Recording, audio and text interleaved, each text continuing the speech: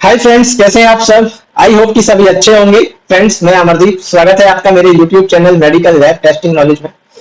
Friends, आज मैं इस वीडियो के अंदर डिस्कस करने वाला हूं एनआईपीटी या एमबीएफटी टेस्ट क्या होता है, ये टेस्ट क्यों कराया जाता है, किसको ये टेस्ट कराना चाहिए और किसको फ्रेंड्स ये टेस्ट नहीं कराना चाहिए। इस टेस्ट कराने से बेनिफिट क्या होता है, ये टेस्ट अदर टेस्ट से क्यों अलग या स्पेशल होता है। तो फ्रेंड्स, वीडियो को आखिर तक देखिएगा। अगर वीडियो अच्छा लगे तो प्लीज वीडियो को लाइक कीजिएगा। फ्रेंड्स, जो मेरे चैनल पर नए हैं तो प्लीज मेरे चैनल को सब्सक्राइब कीजिएगा। तो स्टार्ट करते हैं आज का अपना वीडियो कि एनआईपीटी या एमबीएफडी टेस्ट क्या होता है। तो फ्रेंड्स, सबसे पहले हम बात करें यहाँ पर कि एनआईपीटी इसका पूरा नाम क्या होता है। तो फ्रेंड्स, एनआईपीटी मतलब नॉन इन्वेसिव प्रीनेंटल टेस्टिंग या नॉन इन्वेसिव प्रीनेंटल स्क्रीनिंग, इसको हम बोलते हैं।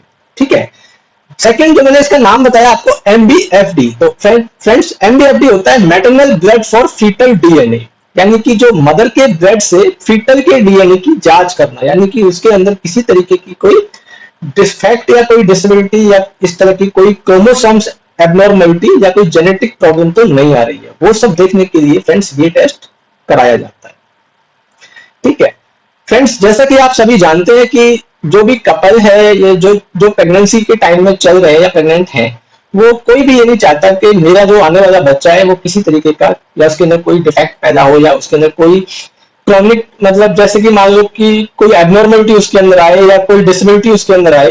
तो फ्रेंड्स, आजकल क्या है ना, मार्केट में एक से एक बढ़ के टेस्ट अवेलेबल हो चुका है, यानी कि बिल्कुल स्टार्टिंग से लेके और जहां तक आप सोच सकते हैं वहां तक भी टेस्ट इस टाइम बता सकता है। जैसे कि मैं बात करूं, जैसे ड्यूल मार्कर है, ट्रिपल मार्कर है, क्वाड्रपल मार्कर है, एमएफ है, सॉरी एफएमएफ है, फीटल मेडिसिन फाउंडेशन। ठीक है। इसके बाद आता है फ्रेंड्स, यहाँ तक भी अगर डॉक्टर को कवर नहीं हो पाता है तो फिर उसके बाद कराते हैं एमबीएफटी, जिसे हम एनआईपीटी जिसकी हम बात कर रहे हैं अभी। इसके आगे भी एक टेस्ट होता है जिसे इम्यूनोसिंथेसिस बोलते हैं, माइक्रो एरे होता है। ठीक है। तो काफी सारे टेस्ट आज के टाइम पे मार्केट में या जो पैथोलॉजी लैब्स हैं उनमें अवेलेबल है कि ये जानने के लिए कि बच्चे के अंदर किसी तरीके का कोई डिफेक्ट तो नहीं चल रहा है। तो फ्रेंड्स, जैसे कि हम आज एमबीएफडी पे बात करें तो एमबीएफडी के अंदर भी क्या होता है, इसके अंदर भी हम डाउन सिंड्रोम, जो हमारा ट्राइसोमी 21 होता है, डाउन सिंड्रोम, सॉरी जो हमारा एडलर्ट सिंड्रोम है ट्राइसोमी 18, और पटाई सिंड्रोम जिसे हम ट्राइसोमी 13 के नाम से जानते हैं।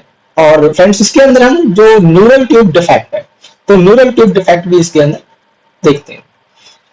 तो जो हमारे क्रोमोसोम्स होते हैं फ्रेंड्स, जो हमारे 46 यानी कि 23 पेयर्स, उन सभी पे इस टेस्ट में मतलब देखा जाता है कि हमारे क्रोमोसोम्स में कोई एबनॉर्मलिटी तो नहीं आ रही है। लेकिन ज्यादातर जो देखा जाता है वो ये तीन, जो हमारे ट्राइसोमी 21, 18 और 13 पे। अब बात करते हैं फ्रेंड्स यहाँ पर कि आप सोचेंगे कि भाई जो हमारा ट्रिपल मार्कर या क्वाड्रपल मार्कर है उसके अंदर भी हम डाउन सिंड्रोम, एडवर्ड सिंड्रोम और ये सब चीजें देखते हैं। लेकिन क्या है ना कि जो हमारा एनआईपीटी या जो एमबीएफटी है, ये मैटरनल ब्लड फॉर डीएनए, यानी कि ये डीएनए सीक्वेंसिंग होता है, यानी कि ये डीएनए बेस्ड टेस्ट है।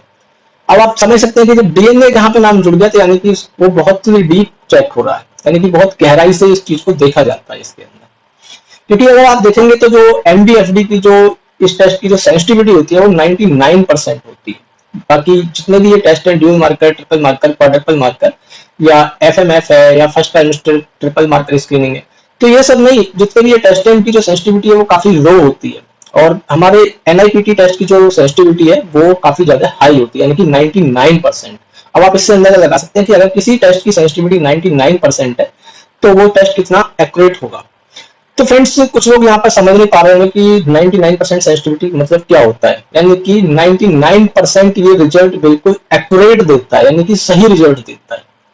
ठीक है। तो फ्रेंड्स, मैं यहाँ पर बात करूं इस टेस्ट की कि ये टेस्ट जो है कैसे किया जाता है। जैसे कि हमने स्टार्टिंग में बात की नॉन इन्वेसिव प्रीनेंटल टेस्टिंग। तो नॉन इन्वेसिव का मतलब होता है कि फ्रेंड्स, इसके अंदर किसी टाइप का कोई पेन नहीं होता, यानी कि जैसा कि आप कोई सोचता है कि भाई स्पेशल टेस्ट है तो कुछ इसके अंदर कुछ स्पेशल किया जाता होगा, तो ऐसा कुछ नहीं है। नॉर्मली एक ब्लड सैंपल लिया जाता है, जैसे कि हमारा एक रूटीन टेस्ट में लिया जाता है, सेम उसी टाइप से फ्रेंड्स इसका ब्लड सैंपल लिया जाता है। बस इसमें फ्रेंड्स स्पेशल जो होता है सिर्फ एक इसकी ट्यूब, यानी कि जिस ट्यूब के अंदर हमारा एनआईपीटी या एमपीएफटी का हम सैंपल लेते हैं, जो ब्लड सैंपल लिया जाता है, वो ट्यूब थोड़ा स्पेशल होती है क्योंकि वो रूटीन टेस्ट की ट्यूब नहीं होती है, जिसे हम स्ट्रिप ट्यूब बोलते हैं। ठीक है। अभी मेरे पास अवेलेबल नहीं है, तो मैं अभी आपको दिखा भी देता। काफी बड़ी ट्यूब होती है और 10 ml ब्लड सैंपल इसमें लेना होता है। और बात करें फ्रेंड्स हम यहाँ पर इसकी टाइमिंग की कि ये टेस्ट कब कराया जाता है, यानी कि जैसा कि डॉक्टर ने एडवाइस तो कर दिया, लेकिन कम से कम आज के टाइम पे ना अपने आप को भी फ्रेंड्स पता होना बहुत जरूरी होता है। कई बार क्या है ना, कभी कभी हम खुद भी थोड़ा सोच लेते हैं कि भाई ये प्रॉब्लम ना हो जाए या इस तरह की दिक्कत ना आए, तो हम भी कई बार इस तरह की सलाह ले लेते हैं खुद से भी। तो फ्रेंड्स मैं बात करूं इस टेस्ट की जो टाइमिंग है वो 10 वीक यानी कि फर्स्ट ट्राइमेस्टर जो हमारा चल रहा होता है, जैसे कि हमारे प्रेगनेंसी में 3 ट्राइमेस्टर होते हैं, फर्स्ट ट्राइमेस्टर, सेकंड ट्राइमेस्टर और थर्ड ट्राइमेस्टर। तो ये हमारा फर्स्ट ट्राइमेस्टर से लेके यानी कि 10th वीक से लेके और 24 वीक तक यानी कि लगभग हमारे पूरे कंप्लीट सेकंड ट्राइमेस्टर तक ये टेस्ट कराया जाता है। और इसके बेनिफिट्स भी ये है कि अगर हमें स्टार्टिंग में ही आपने अगर किसी तरह का कोई रिस्क चल रहा है, तो अगर हम स्टार्टिंग में पता चल जाए हमें कि हमारे बच्चे में किसी टाइप का कोई रिस्क है, तो हम कोई भी डिसीजन लेने के लिए तैयार हो सकते हैं। क्योंकि अगर जितना लेट पता चलेगा उतना ही जो मदर है उसके लिए प्रॉब्लम हो सकती है। तो एक तो इस टेस्ट का ये फायदा है कि इसकी सेंसिटिविटी बहुत हाई है, इसका रिजल्ट एक्यूरेट बहुत अच्छा है, जो इसका रिजल्ट आता है वो काफी ज्यादा एक्यूरेट रहता है। अब आगे बात करूं फ्रेंड्स में यहाँ पर कि जो इसके अंदर जो ब्लड सैंपल लिया जाता है उसके अंदर कम से कम 3.5 से 4%, वैसे तो 4% के आसपास फ्रेंड्स हमारा फीटल फ्रैक्शन होना बहुत जरूरी है। क्योंकि अगर जो हम डीएनए सीक्वेंसिंग करेंगे तो उसके अंदर 4% हमारा फीटल जो फ्रैक्शन है वो होना बहुत जरूरी होता है, क्योंकि उसी से ही इसका टेस्ट किया जाता है। क्योंकि अगर जब जो बच्चा है, जो फीटस है, फीटस का अगर डीएनए मिक्स नहीं होगा ब्लड के अंदर तो फिर रिजल्ट ही नहीं आएगा। ठीक है, तो कई बार कभी कभी अगर उसी तरीके की कोई प्रॉब्लम लगती है या इस तरह का रिजल्ट नहीं आता है, तो कई बार डॉक्टर्स को रिपीट भी कर देते हैं। अब आगे बात करते हैं फ्रेंड्स हम कि इस टेस्ट के लिए किसी तरीके की कोई खास तैयारी की जरूरत करनी पड़ती है। तो फ्रेंड्स ऐसा बिल्कुल नहीं है, नॉर्मली एक ब्लड सैंपल लिया जाता है। सेकंड क्या है कि इसके अंदर जो खास तैयारी होती है बस यही होती है कि इसमें पूरी हमारी एक हिस्ट्री फिल की जाती है कि हमारी प्रेगनेंसी किस टाइप से है, नॉर्मल है, आईवीएफ है, कोई पेशेंट की कोई फैमिली हिस्ट्री है, कोई पहला बच्चा उसको कोई डाउन सिंड्रोम से हुआ, तो वो सब चीजें हमें थोड़ी सी इसमें फिल करनी होती है। अब बात करें फ्रेंड्स हम इस टेस्ट की कि ये टेस्ट किसको कराना चाहिए या क्यों कराया जाता है। तो फ्रेंड्स जैसे कि अगर कोई कपल है वो थोड़ा लेट प्रेगनेंसी प्लान कर रहे हैं, अबव 35 प्लस अगर उनकी एज हो चुकी है, तो उनको तो फ्रेंड्स जरूर ये टेस्ट कराना चाहिए। क्योंकि इस एज में आने के बाद इस तरह की दिक्कतें आना बन सकता है। मैं ये नहीं कह रहा कि कंफर्म हो ही जाए, लेकिन चांस बढ़ जाता है। नेक्स्ट है दूसरा इसके अंदर कि अगर मान लो किसी की सेकंड प्रेगनेंसी है, अगर उसकी फर्स्ट प्रेगनेंसी फ्रेंड्स कोई मतलब डाउन सिंड्रोम या कोई सिंड्रोम की वजह से मतलब हुई है, तो उस केस में भी डॉक्टर इस तरह का टेस्ट करा सकता है। नेक्स्ट पॉइंट है फ्रेंड्स इसके अंदर कि अगर किसी की कोई फैमिली हिस्ट्री है, कोई पारिवारिक इतिहास है उसका, यानी कि उसका फैमिली में कोई इस तरह का बच्चा पहले कभी पैदा हुआ है, तो भी ये टेस्ट कराना बहुत जरूरी होता है। ठीक है, पेशेंट स्मोकिंग करते हैं, ड्रिंकिंग करते हैं, ठीक है, तो उस कंडीशन में भी ये टेस्ट कराना, जैसे कि पेशेंट अगर आईवीएफ से प्रेगनेंसी कंसीव हुई है तब भी ये टेस्ट कराया जा सकता है। तो अब बात करें फ्रेंड्स हम आगे यहाँ पर कि इस टेस्ट को किसको नहीं कराना चाहिए। अब तो बात करी हमने कि किसको कराना चाहिए, अब बात करते हैं यहाँ पर कि किसको नहीं कराना चाहिए ये टेस्ट।